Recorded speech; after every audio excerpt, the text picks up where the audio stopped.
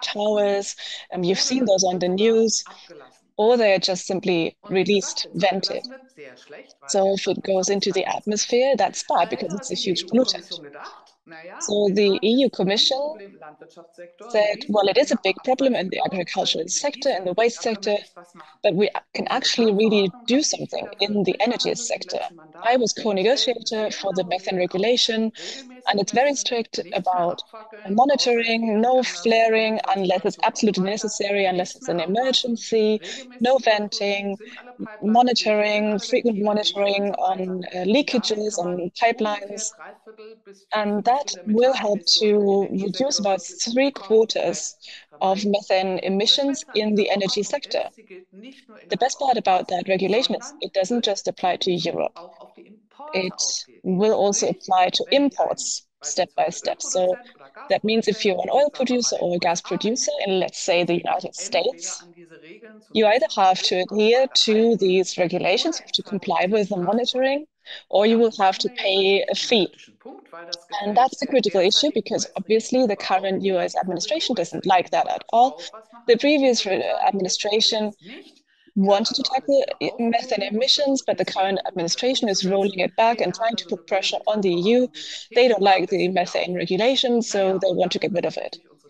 And obviously, that will not help our climate goals, so that's why we're trying to combat that, try to prevent that.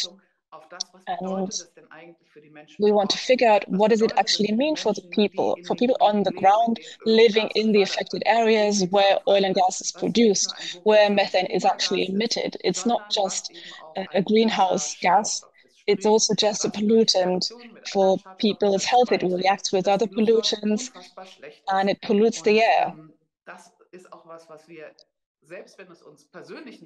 Even if it doesn't affect us personally, I believe that is something we need to consider. We need to take that in mind. We are not just responsible for what we do, but also for what we don't do. Ganz herzlichen Dank, liebe Jutta, für diese Einführung. Thank you so much, Jutta, for this introduction. So let's hand over to our second speaker, Georghiou from MIQ, the world's leading nonprofits for certifying methane emissions.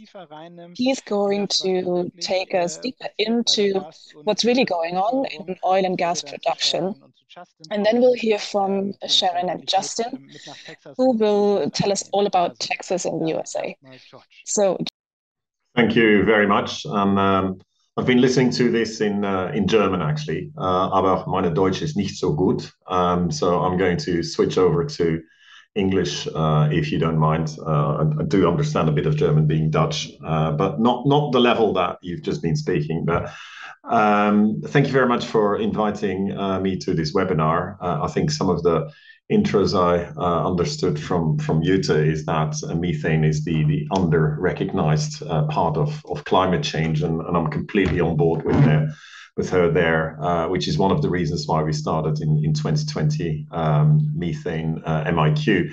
So I'll give a quick introduction around MIQ and what we do in the whole, let's call it the ecosystem of how we're potentially going to address methane. I'll just push this on to continue to share. Can you confirm, Maximilian, this is all now good? Yeah, it's great. Yeah. Okay, great. So first of all, MIQ is like a global not-for-profit. We were founded in 2020, and I think it's really interesting. At that time when I started looking at it, methane was really not on the radar. Very few people knew the problem of methane, and Jutta introduced a bit around the global warming potential issues around it. But it's a big issue. And so we were founded by philanthropic organizations. We're coming very much from the perspective that there are various ways at which one can address methane emissions, and we're going to need a bit of everything. So we'll talk about it later, I'm sure, the EU methane regulations, for example. There's voluntary initiatives, there's companies doing initiatives, there is what Sharon will be talking about, and there is certification as well. And our view is like we're going to need all of the above to address this, especially on a global global scale. The number that really always gets, I think, illustrates best the issue around methane, if you put it in equivalent of other areas. And so once you translate the methane emissions in oil and gas alone, only oil and gas production, okay? The transport, the production, the pipelines, the storage system, everything that happens in there. And you then kind of apply the multiplier of we're using the 80 times over a 20-year period, then the methane emissions alone are the equivalent of every car on the road, all of them. And there is, I can't remember the exact number, but something more than 1 billion cars on the road, I think it is. Or it is 7 times all the airlines. So all the flights we're taking. And I think we all realize that to change all the cars on the roads to EVs is going to take us some time, or to change airlines is going to take some time as well. Now, what's really interesting is methane is actually we can address it faster, much faster, because we can address it with existing technologies. And we'll come to the reason why that might not have been addressed in the past, but it's actually quite tricky. And again, I think that's where Sharon's presentation is going to be interesting, because there's been a lot of difficulty in detecting methane. But progress is clearly being made. Ourselves and Equitable Origin, that's another certifier in the gas space. We have now, we started certified gas, called it 2021. And we're now fully operational and certifying around 240 BCM a year. That is more than half the imports into Europe. Now, there's much more to go, and that's kind of what we want to do over the coming years, is bring the rest of the markets to this, so that the transparency and the credibility of lower methane emissions can drive the markets. There's a very good article by Carl Pope, by the way, in the New York Times that was recently out on this. But for me, this decade is all around addressing methane emissions. That's the one we can do this decade. The other ones will unfortunately take a bit more time. How does a certification work? There's a variety of angles that come in here. It's quite a complex program, because methane is complex. And there is no silver bullet of a single technology. Like, is it the drones that work, or is it the satellites that work, or is it the laser towers or OGI cameras? And quite often you need a variety of technologies, and a variety of also company practices that are required to be checked. So the approach MIQ has taken to this is not that different from other standards you might know. For example, you see here the A to F scaling. That is very similar as when you buy a refrigerator or a washing machine. You want to know what your energy performance is.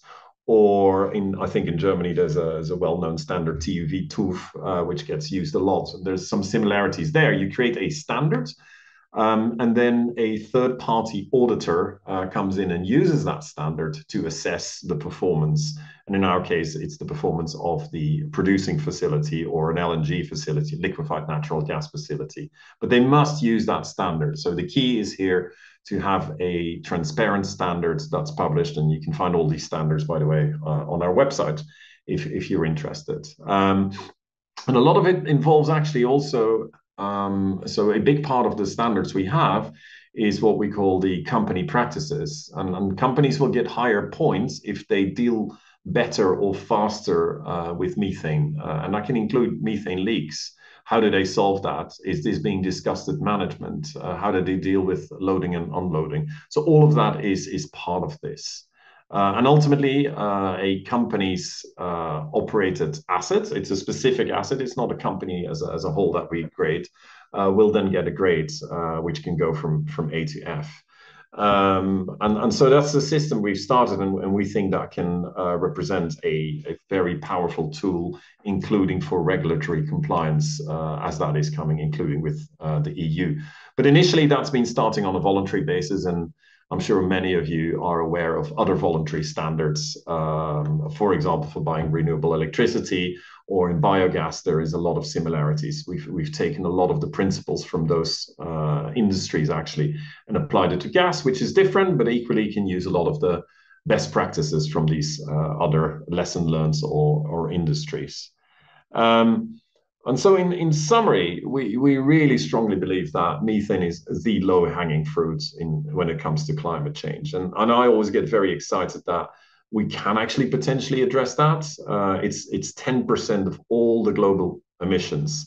And so that's when often, and this includes with friends, when people say, oh, what about, I don't know, flights? Well, the flights is around 1.5 to 2% of all the problems.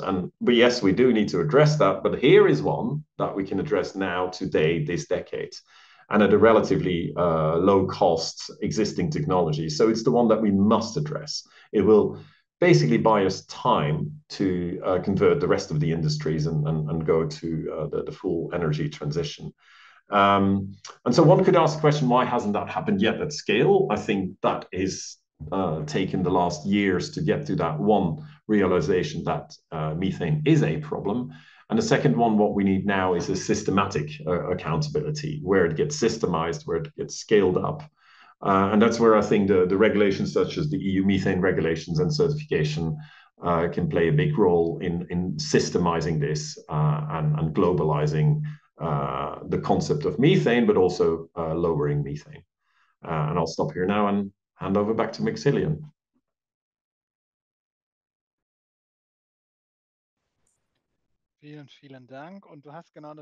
Thank you very much. And that was our cue. How do you find out, or how do you gather the information as to the emissions, the volume, how much methane is released into the air, and how do you create accountability? And I think these are 2 points that Sharon and Justin will now speak about. I browsed your website for a long time in the preparation of this meeting, and that was quite fascinating. Sharon Wilson and Justin Mikalka represent Oilfield Witness, and they will now talk about methane emissions and what they do, what their work is in the American oil and gas industry. It requires a lot of effort. It is not without risk, and it's great to have you here. Thank you very much for fighting this fight, and now we're looking forward to your presentation. Sharon, I think you will go first. Is that right? Go ahead. The floor is yours.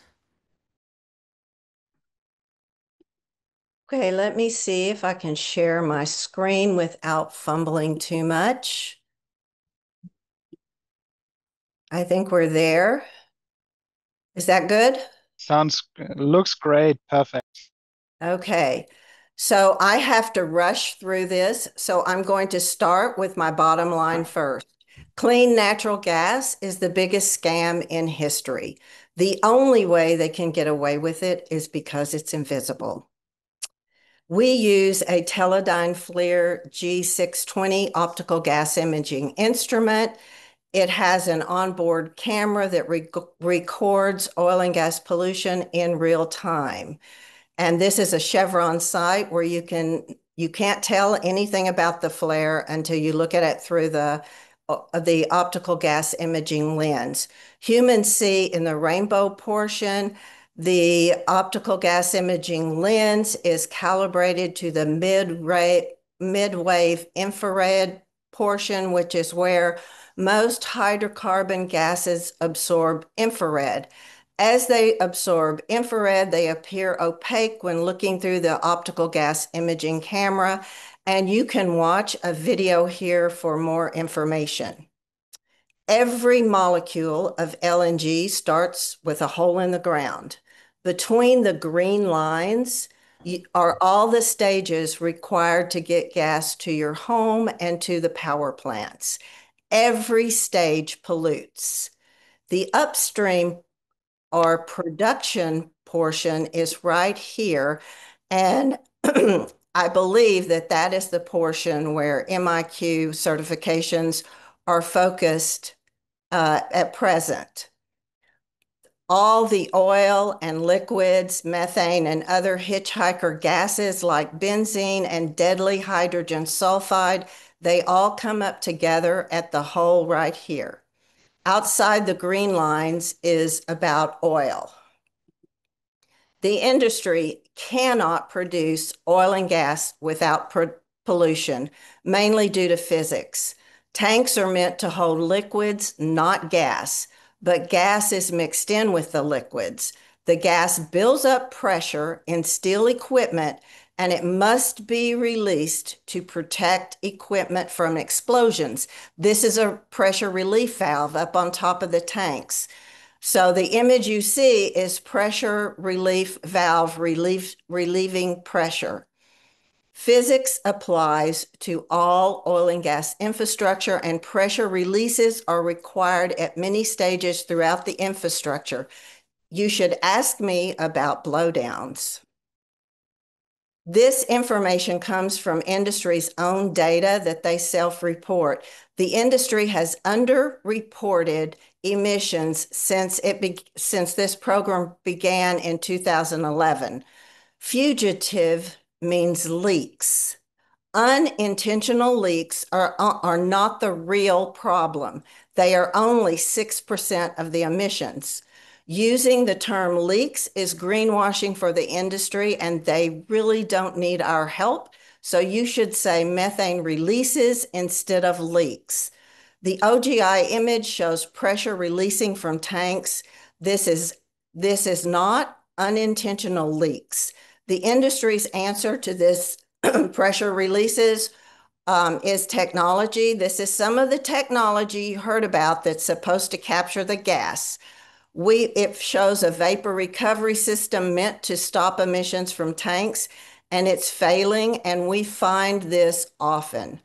But we also find technology for flares and other equipment failing often. Ask me why, and ask me about leak detection and repair. 2 weeks ago, it was a windy day, as many are in West Texas. We knew we would find unlit flares. Here are 4 of the many unlit flares we found unlit in under 2 hours. Technology to keep flares lit and other flare technologies fails. One of these flares is only a few months old, and it has all the bells and whistles on it. Ask me about how weather affects oil and gas infrastructure and causes more emissions. Now let's look at some MIQ certified production sites.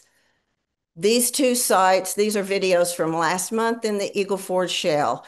These are BP sites, and both sites have vapor recovery systems on them, and both sites, the vapor recovery is failing.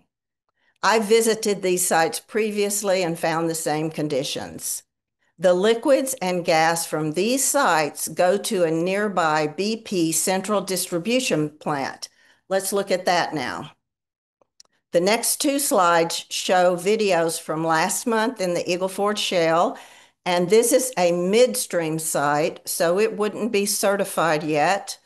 But all the gas that goes to this site is from BP certified production sites. What you see here is MIQ certified gas going into our air, making people who live nearby sick, creating ozone, and heating up the planet. The planet does not care that these methane molecules are certified. This is another image from that same site. All of the technology equipment at this site seems to be failing. And from here, the MIQ certified gas that doesn't go into the air will go into a pipeline where it will mix with all the other gas that is uncertified, which makes it impossible for Europe to ensure that what it receives is only certified gas. Now, no subtraction is required for methane gas math. In 1993 is when the EPA Natural Gas Star Program first started. It was the first certification program for natural gas. There have been several certification programs through the years.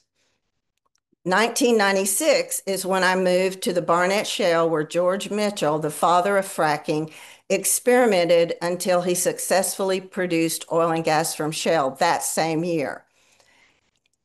This is about when a lot of people started complaining about odors that made them sick. So shortly following that, we started hearing about promises about technology that would solve the emission problems. These promises continue today throughout this line of failure. About right here is when Bob Howarth first came out with his study alerting people to the seriousness of methane gas. Obama's rules were passed in 2016, and the industry launched the first satellite to detect methane emissions. In 2023, the Biden methane rules were passed. All along the way, all along this line of failure, we delivered comments at endless hearings. We attended protests. We heard more tech promises, very earnest technology promises. Cities and states beefed up their oil and gas regulations. There were more attempts to certify gas and more satellites monitoring methane, but not stopping any methane. If technologies, regulations, certifications, and satellites worked, you would see these methane levels going down. At this point, all of these things are only delay tactics. On the left, we have a tally of the number of new permits to drill oil and gas holes and new oil and gas well completions in Texas by month so far this year. Air permits are issued to oil and gas sites. It's very important to grasp this. The permits make it legal for them to release tons of pollution per year. 10 to 25, maybe hundreds and even thousands of tons per year for each facility.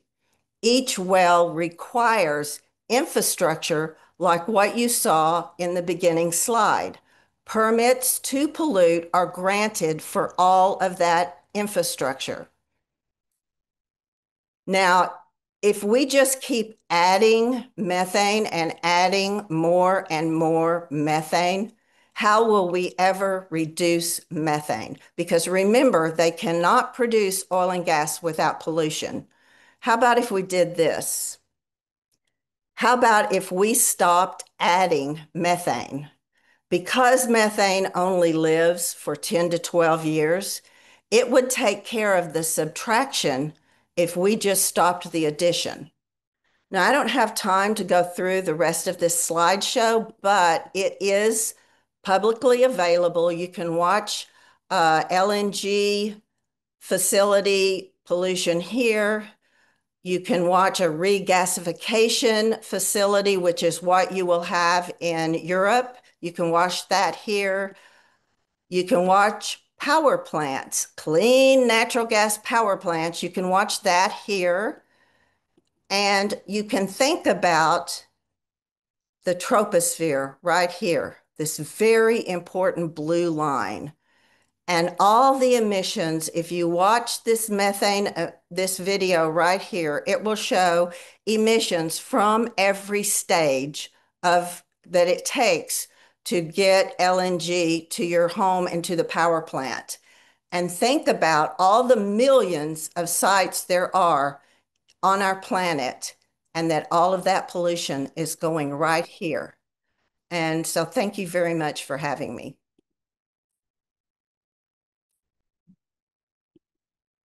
Thank you, Sharon. This was really amazing.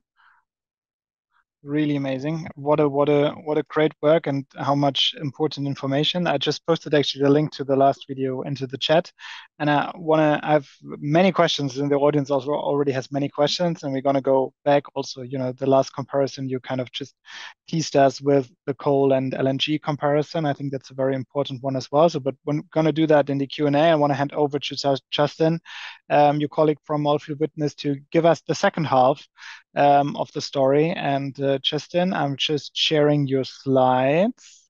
Give me 1 second, and then you just go whenever you're ready. Great to have you. Thank you, Max. And hello, everyone. I'm going to talk briefly about the reality of when we get independent measurement of methane emissions from U.S. oil and gas production, all of what Sharon just showed, what that actually translates into the numbers when we're looking at the EU targets for imported methane and LNG, and what is reality. Next slide, please. So unfortunately, the industry has a history of misleading the public about methane emissions. And we know that now because we have new tools from satellites to aerial surveys and lots of peer-reviewed science showing that is the case. And this was both with the oil and gas industry and the coal industry, which is also a major emitter of methane. So it's important to know that if the goal is to create real policies to limit methane emissions, it's critical not just to rely on industry promises, but to use the actual independent science we have. Next slide. So this is an image of a study that came out last year that looked at 3 years of methane emissions from multiple satellites and sources, and it ranked the top 10 emitters in the world. And so coal, there are only 2 oil fields out of the top 10. Coal and like the wetlands in Sudan are major emitters as well. But the blue dots are the oil and gas industry, and you can see a lot of blue dots around in the south of around Texas in the U.S. One of the reasons why the U.S. has more blue dots than other areas is that we are producing using fracking and what's called unconventional production. Most of the rest of the world is using conventional oil and gas production, and the unconventional fracked gas has higher methane emissions.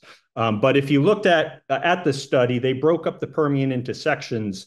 The Permian was number 10 on the list, but also number 13 in another section. So added together, it is the leading emitter of methane in the world. Next slide, please. And so what's that look like in real numbers? We have methane data from Methane Sat came out last year. And I'm sorry, you probably can't read the details on this slide, but the big blue bars on the left, the taller bars, represent what the satellite actually measured for methane emissions. And the 2 on the left are from 2 different times in the Permian. The bar on the right in the lighter colored pink is what the industry said they were emitting. So this gets back to my original point. When we have independent verification, we see that methane emissions are many times what the industry has claimed. Next slide.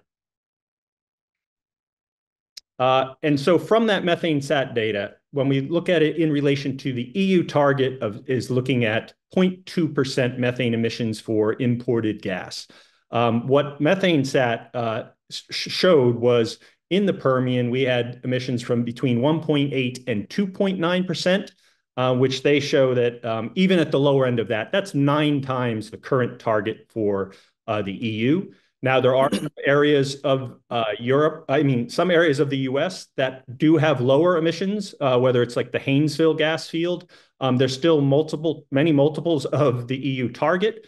But these methane numbers from Methane Sat are actually lower than a lot of the other peer-reviewed estimates. So I consider these conservative, but either way, we're looking at well above what the EU is looking for. Next slide. South Korea, this information just came out of South Korea in the past couple of weeks. They are also looking at a methane standard just like the EU with the same target. And so what this graph is showing is for the gas that's currently being imported into South Korea, they're coming from all the major importers, the US, Russia, Qatar, Australia. The green bar shows overall methane intensity. The US is the clear leader there. But the yellow dots, or that's the green bar is methane volume, and the yellow dots are methane intensity. So not only is the U.S. A high volume from emission standpoint, but it has very high methane intensity, and as you can see, many multiples of what the EU is currently targeting. Next slide. Unfortunately, in the US, we're now in a deregulatory environment. I listed some of the things that are happening we're rolling back methane emissions. The bill that just passed in the past week pushed off any penalties for methane emissions by a decade. They're defunded. There was money to help the oil and gas industry address methane emissions. That funding has been taken away. They've taken away funding for greenhouse gas emission pretty much any funding that would have helped, and especially with verification and quantification of the emissions, that's all gone. At the same time, oil prices are at a point where it's going to be difficult for the U.S. oil industry to make money. So we're in a deregulatory environment, and the industry doesn't have as much money as it would need to make the investments to address methane. So next slide. So the reality is we're not even close. If we look at what Europe is hoping to accomplish, and where the US is right now, there's a huge difference between those two. And with the situation we are in currently in the US, it's somewhat naive to think that we're going to make the radical reduction in methane emissions while we've just basically deregulated the industry and we're in a lower price environment. So at this point, unfortunately, at this time where we're facing a methane emergency, the goal is from the IEA is to reduce oil and gas methane emissions by 75% by 2030. So we are running out of time. And unfortunately, the US is currently embracing policies that are likely to increase methane emissions. And that's my presentation. And you saw this slide earlier, but this is the reality, that we are facing a methane emergency and methane emissions keep rising faster. Thank you.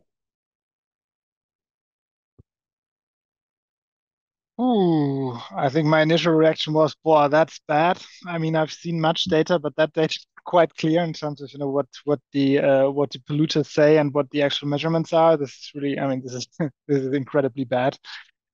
So before I hand over to Jutta for some kind of view on European level to end this, I want to just go back to Sharon and Justin, because you tangibly mentioned what it means for people on the ground in the basin close to the site. So odors, I think, but how is it?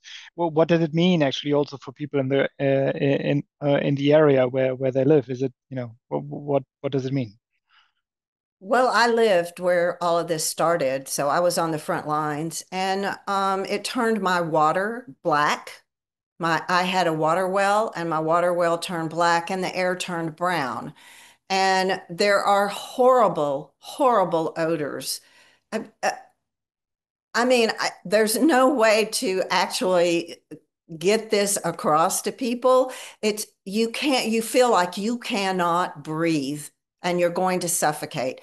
But the problem with the odors is that it's all these different gases that come up the hole with methane that cause cancer, and they cause neurological problems and all kinds of really serious problems, even down to where people who live in the area constantly have allergy suffering from what they think are allergies, when it's allergies to hydrocarbon gases. People have died from big releases of deadly hydrogen sulfide gas.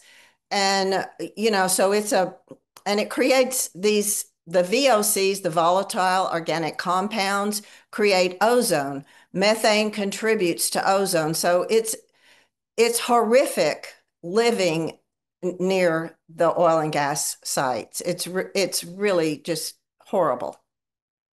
Thank you. Oh my, that's quite hard to respond to that, but I think many of us saw the pictures, and I think on your homepage there are also pictures to show that, and for the odors. I mean, smell is one of the strongest kind of senses the human body has, and one of the most primal ones. So I think everyone who just smells something very bad can maybe not even feel, but get an idea of what you mean. And I want to take Jutta in here again and ask you to say a bit about, a bit more about what Europe can do and what we can do now as also citizens in Europe, and you as a politician in Europe. But I want to already give you one of the top question actually here in our Slido. So thank you for all the questions, and I think that's kind of connected to that. The German Minister for Economic Affairs and Energy, the new one, is planning to exacerbate the methane problem by pushing ahead with expansion of gas-fired power stations in Germany and in Europe, actually. In the building sector too, the replacement of gas heating systems with heat pumps is by no means certain. How can this course of action be prevented? Jutta. That's a good question. As you know, that my political group is no longer part of the German government, else the policy would not look like that. I mean, please, the new Minister for Energy and Industry is the former CEO of a gas company. So no wonder that she's pushing for that. And even the press conference, when pressured on the question that the government had actually promised to decrease the tax on electricity, and which they won't do now. They're just decreasing the tax for electricity for the industry, not for the citizens. And then she said, well, but we're already giving more leeway to citizens because we're taking away some of the levy on gas. I'm like, okay, what about people that don't use gas in the first place? It just doesn't even enter her imagination that there could be a possibility to live without fossil gas. Yes, I totally share this assumption that this will exacerbate the methane situation we're in if Germany now turns around again after having lowered our gas demand so much after Putin's invasion of Ukraine, and our transitioning away from Russian gas, now making a U-turn and disincentivizing electrification, for example, for heating. And also, I think it's bad for industry, because if you have a back and forth and ping and pong all the time, there is no regulatory certainty in this. And industry wants to know where the hell are we heading, and not switching route all the time. What's happening right now in the European Union is a bit worrying. We're seeing a lot of so-called omnibuses. Oh, I forgot to speak German. Well, I keep speaking English now. Let's do the Q&A in English, so it's easier. Okay, sorry. We are seeing a lot of so-called omnibuses, which means that the European Commission comes forward with one single measure which changes several legislative files. So we are expecting a chemical omnibus coming tomorrow, and we are also expecting an energy omnibus, which the Commission has also, let's say, promised to deliver. And until now, the Commission has, at least to us, said, well, no, we will not change the methane regulation because it's already in line with what was agreed at the international level in the so-called oil and gas methane partnership. I know, Sharon, you will say this is greenwashing only, and actually the measurement methods and all the thresholds, they are fine. So the experts I spoke with, not experts from the industry, but other experts, said these thresholds are great and they are workable. But the signatories of the oil and gas methane partnership, which is under the umbrella of the United Nations Environment Program, are obviously not holding true to their promise, because they said, well, we will do all this, but obviously they don't. And I was asking myself, why don't they? Because every molecule that does not escape can be sold. So why waste it? Well, you can make much, much more money in exploration of new sites instead of fixing your leakages or developing devices to prevent those blow-offs and all that. And the International Oil and Gas Lobby, the IOGP, International Oil and Gas Producers, are running around. They even succeeded in having Romania, Italy write a letter that methane regulation will undermine the competitiveness of Europe. And we, in the age of energy security, we must not put more pressure on the poor oil and gas producers who made just $1 billion in profits every single day profits, not turnover, day. $1 billion in profits. You can buy a lot of influence with that. And also, of course, the Trump administration is putting pressure, and Poland is also switching the sides because they have a lot of coal mines. And they would have to employ quite a bit of money in order to make sure that the methane emissions from these coal mines stop. So everyone around us is now perfectly fine to undermine legislation which was passed in the last mandate with a huge majority. We had more than 500 votes out of 700 in the European Parliament to pass this legislation. And this is so important to fight back. And the simple thing is, go to your member of parliament, call his office, write an email, write a letter, say, hey, I didn't vote for you to undermine existing legislation.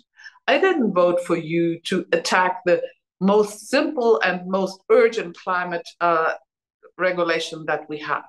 I mean, I understand if someone says, well, I do have a problem with, let's say, the switch to electromobility because I have no charging station in my vicinity, I can't afford a new car, all this. But those methane mitigations do not affect the average citizen with any real money. And the ones that would have to pay for it are rolling, literally rolling in money and subsidies. So we shouldn't let them get away with this. Thank you, Jutta. Yeah, I just posted the link actually where you can find your local member of the European Parliament, and their contact addresses. They're all the same, so they're very easy to email to. So definitely do that. We have done that now multiple times, and we know also from experience in the BNS been part of the office that it makes a difference. If like hundreds of people write an email to those officers, that does make a difference, especially if you email to conservatives and social democrats that might see then things differently, because there is a far right majority, or there could be one in the European Parliament. There's also a progressive one, right? So we really need to push the conservatives to stay on track here as well, and others as well. And I wanna get George back in with our second top question here, which is from Manuela. Manuela asked, how are the immense methane emissions in Russia measured? Is there any reasonable, reliable data? We saw, I think Justin showed a bit of it. Russian data has not been accessible for years, and maybe to put it also in the political context a bit, as like in the far right, but also parts of the social democrats in Germany are claiming that it would be much better for the climate to get Russian gas, because somehow Russian gas seems to be the story is it's more climate friendly, so they want to think of reopening the pipelines and stuff like that. So how's the what is your judgment on that point on Russia, George?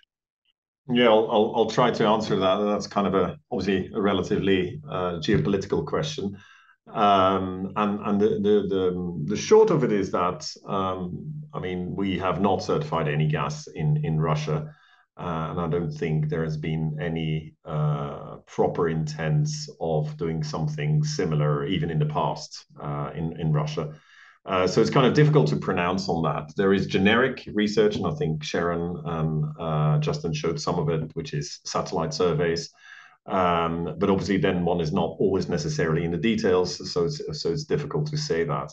I think there's a couple of things here when it comes down to gas, is that it's key to differentiate between the different types of gas, and that is one on the side of where it's being produced. There can be gas that gets produced with low methane emissions. And earlier, the Haynesville was being mentioned. Appalachian in the US is another area where typically the methane intensity is much lower than other areas. And one much closer is obviously Norway. It's pretty well known and pretty well documented. It's actually, Norway is pretty well regulated as well. From that is one of the few exemptions, I would argue, that Norway is has done very good methane regulations. But you need to distinguish, and the same goes within countries. So it's difficult to say at this stage how that works out. Then the other angle is as well is distance and distance traveled. That plays a role as well. So there's no straight answer to this. And that's why I think the EU methane regulations is kind of an interesting one. It's trying to put in that framework so that we will compare like for like the different sources of gas, because that's ultimately is key. Otherwise, we are going to remain with kind of overall generic ones. But what we need to do is differentiate the lower methane produced gas from the other ones, so that the other ones, the laggards as we call them, are forced to join and address this. And whether it's through the use of technology that becomes much more cheaper over time as it gets more adopted, or whether it's through regulatory pressure or including incentives the other way around. There's various systems that can work. So yeah, one has to look each time at the different details to determine whether the gas is worth it coming from a specific place. Mm. Thank you.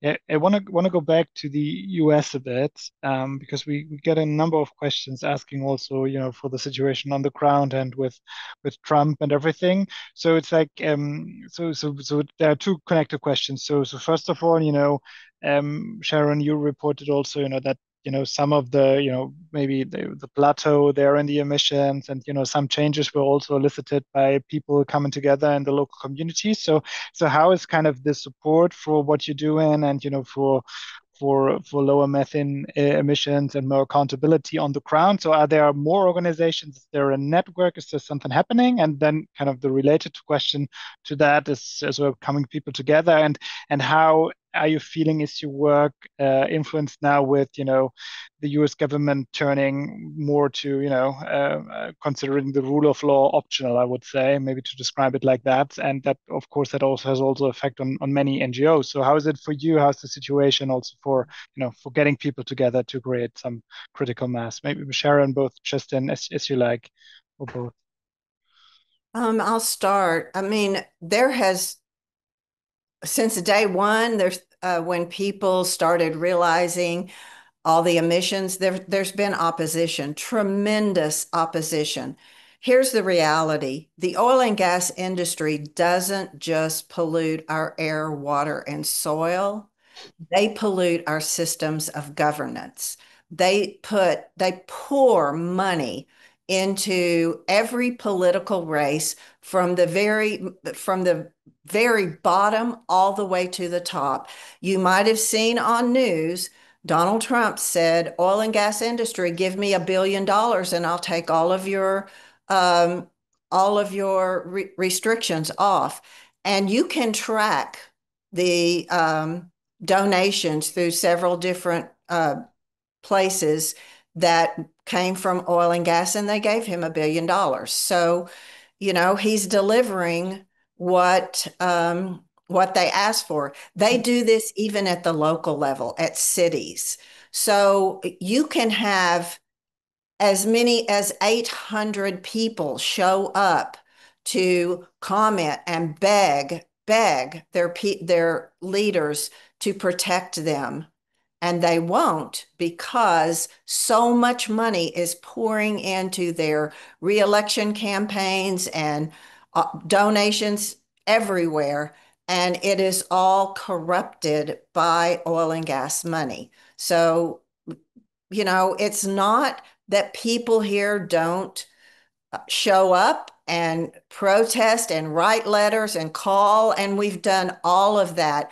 I started in the late 1990s, so 28 years. I don't know, Justin, you had. Yeah, I just would add to that.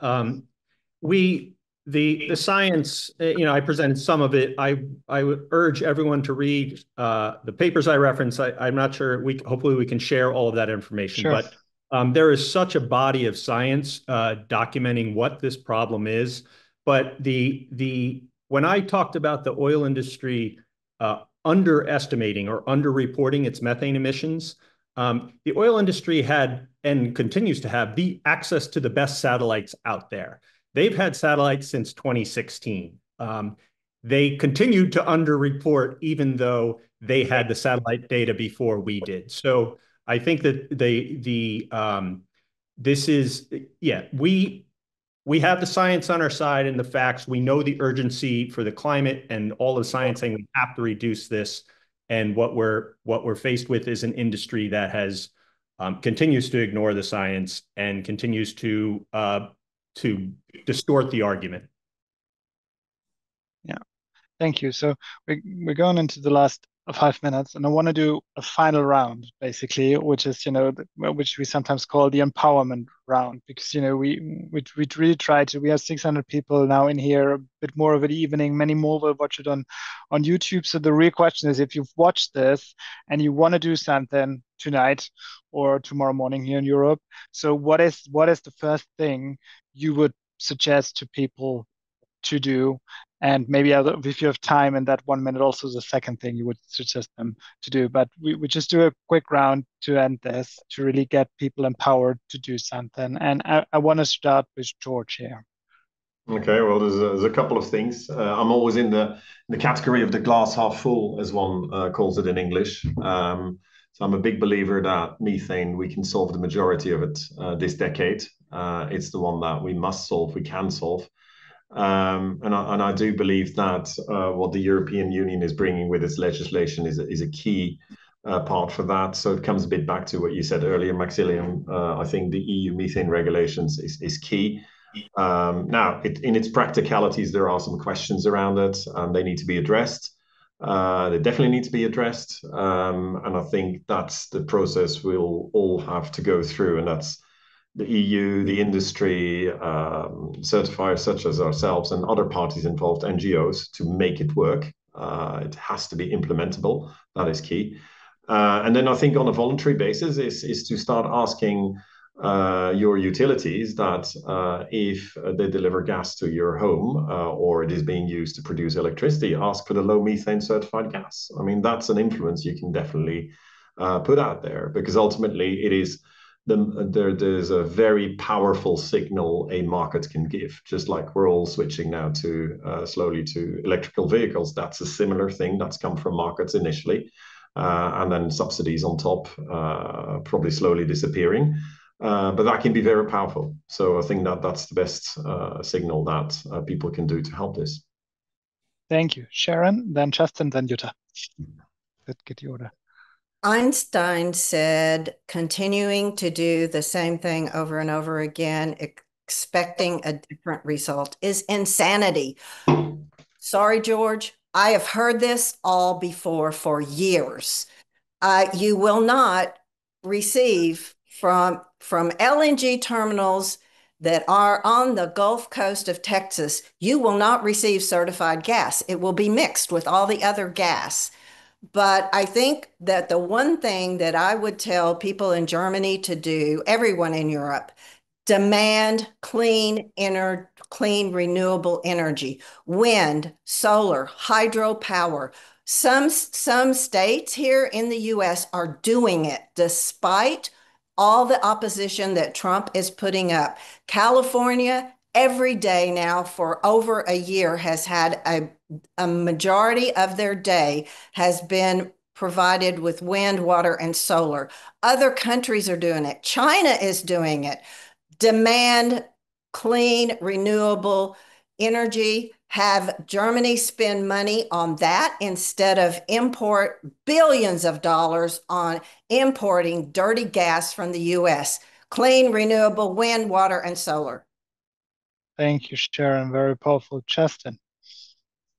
Yeah, I this echoing the message from Sharon. I mean, if we want to reduce methane emissions, we need to reduce how much methane we use. And I've been writing about the oil and gas industry and renewable industry for the past 10 years. What has happened in the last year with the falling cost of batteries and the falling cost of solar, we see countries like Pakistan that were expected to use LNG as a big power source in the future. And now they're just building out solar and batteries because the costs have fallen so fast. So not are we only facing an issue of we know we need to reduce methane to avert climate catastrophe, but it's smart economics at this point. LNG, when you have to take gas from Texas, chill it down, put it on boats and ship it to Europe or China or wherever, that's a very expensive process. And so it can't compete with renewables plus storage as it is now. And so obviously there's incredible influence. You've talked about it in Germany, how they want to embrace gas. It's just not smart economics at this point. And then there's also the whole issue that we need to do this fast to address climate issues that are becoming very evident on the daily news. Thank you. Jutta, the last word.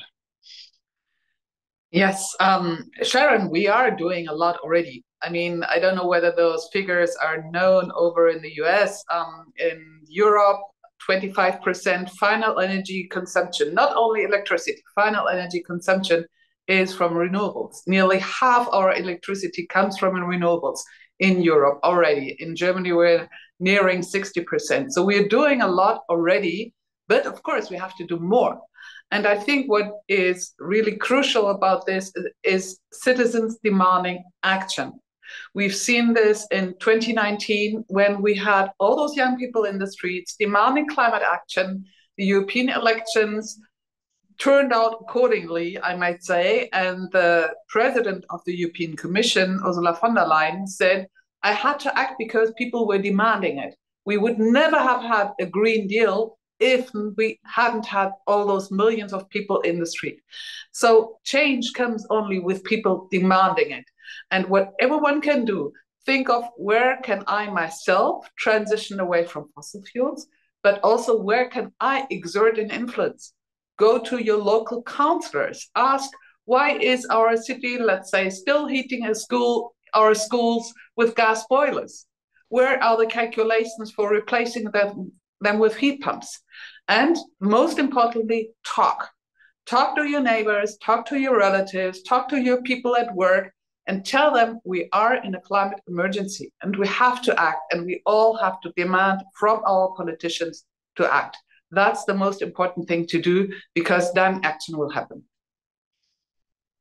Thank you so much. Da muss ich jetzt, or I'll stay in English. I don't have to add anything to that. That was really powerful. Thank you all for this. Was a really important hour with a lot of important information. We're going to share all the links, all the slides afterwards for you to, if you I would want to add, as somebody said, talk to your family. I always find it's very powerful to read with my parents or something like that. And then, talk with friends about this. And, if people haven't heard what the problem methane is for the climate and, where it's coming from, talk to them about that, because most people don't know, even if you now know. So talk to the people and see what they know, and spread the news, print out the slides if you have to, or put them on your iPad or something, and take them to the next family dinner. 4th of July is just over. So, in the US, kind of that opportunity has passed now. But, there are many more family dinners to come. Use that information for that and annoy them a bit with your good intentions. So thank you so much. There will be a next Europe Calling webinar next week on Wednesday, actually 16th, on disinformation and what it means for democracies and what we can do about this. A very important topic, very much connected to what we talked about today as an underlying mechanism. So you will get the link as soon as the registration is open. See you at the next Europe Calling next week. And thank you everyone for being here. Thank you, Jutta. Thank you, the guests. Thank you, interpreters. Bye-bye. Have a nice evening. Thanks to the team in the background. Yes, Thank you. thank you. Bye-bye.